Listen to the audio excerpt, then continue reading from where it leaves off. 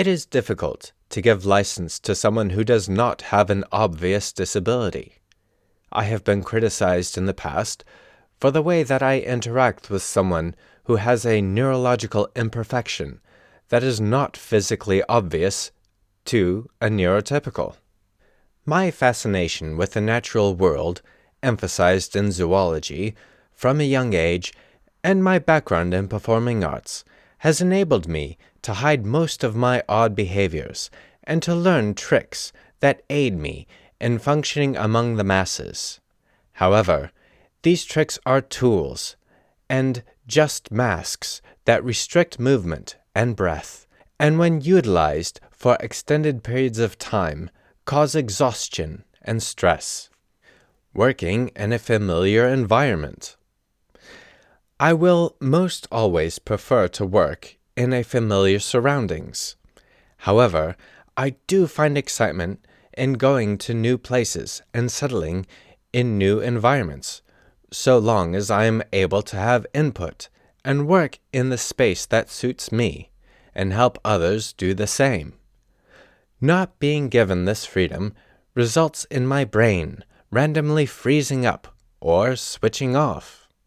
Extreme difficulty or inability to focus while in busy surroundings.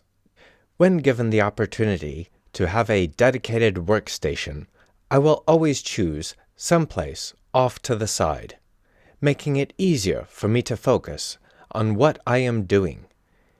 In the event that such a space is not available, I will improvise by working in short bursts and making excuse to retreat to a space that is quiet, like a toilet or a side storeroom, so that I may catch my breath. If, when out in large public places and find panic washing over me, I will close my eyes and listen to music through headphones and retreat into my brain. Social anxiety. I will often freeze up, space out, or switch off completely if I am suddenly put on the spot to read something for personal comprehension. While working in the performing arts, I would be able to read aloud but not understand what I had just read. In some instances, I hadn't been able to pick up plot twists for several weeks into rehearsal for being so focused on memorizing the script. Functioning with a well-documented severe learning disability. Before having spell check available on the many different platforms, people would often comment on how letters I would write did not make sense. I have now been able to have my writing be more acceptable. However, there remains the odd time when I simply cannot find the appropriate spelling. So, I will find alternative words, or even completely rewrite the sentence. History of being bullied. Peers, former partners, and employers would often criticize for spelling mistakes or saying something that was deemed socially odd, regardless of how factually correct. This makes for increased tension when interacting with strangers. If the people in your life who are supposed to help would rather mock and ridicule, what is to stop a stranger from doing the same thing, or even worse? As a result, I will often remain quiet until I become more aware as to how any new person wishes to communicate, in an attempt to familiarize myself with their personality.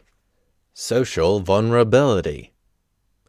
One of the hardest obstacles I have fought with over the years has been having lasting relationships.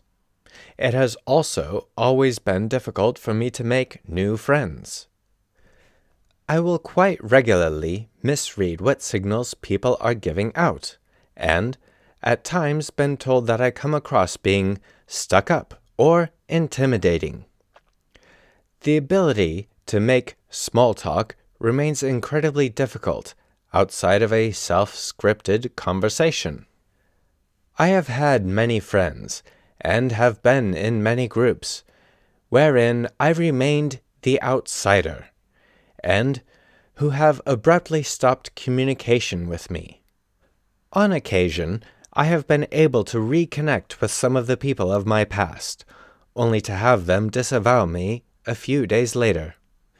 Regardless of how hard I tried to prove my worth to my ex, she would find sport in ridiculing me over my struggle with written language, and shame me for some of my coping mechanisms, only to find it all too easy to leave me at the first opportunity presented to her. So why would an employer pay me any consideration when I am so obviously expendable? The ability to progress within an organization to a position of importance remains outside of my skill set. And because the people who had promised to love and support have shown me shame, embarrassment, exposed my faults and shortcomings, only to leave me in an ash of what was once my dreams. One would assume that if you are able to perform your task well, that you would be allowed autonomy over your work environment. However, when you live in a society that puts increasing emphasis on the aesthetic, those who are different are perceived as perverse and vulgar. Regardless of how hard I may try to grow and succeed, I am left in the gutter, while those who have the gift of social interaction strive forward. Thank you for listening. Feel free to comment or question down below. Remember to click the subscribe button and to press the appropriate thumb.